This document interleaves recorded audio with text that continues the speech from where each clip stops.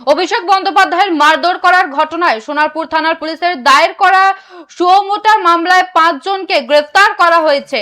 গ্রেফতার হওয়া ব্যক্তিরা হলেন আকাশ গায়েন, কাজল দাস, দেবাশিস দত্ত, নির্মাল্য সেনগুপ্ত ও তপন। পুলিশ সূত্রে জানা যায়, ভারতীয় ন্যায় সংহিতার 189, 115 এবং 352 ধারায় সোনারপুর থানায় মামলা রুজু করা হয়েছে। গ্রেফতার অভিযুক্তদের বুধবার বারুইপুর মহকুমা আদালতে তোলা হয়। আদালতে অভিযুক্তদের পক্ষের আইনজীবী জামিনের আবেদন জানালে আদালত সেই আবেদন খারিজ করে দেয়। অন্যদিকে পুলিশ নিজেদের হেফাজতে নেবার আবেদন জানান। আদালত সেই আবেদনে সাড়া না দিয়ে বিচারক অভিযুক্তদের একদিনের জেল হেফাজতের নির্দেশ দেন। অভিষেকের উপর হামলার ঘটনায় নয়া মোড় বারুইপুর আদালতে জামিন খারিজ ধৃতদের।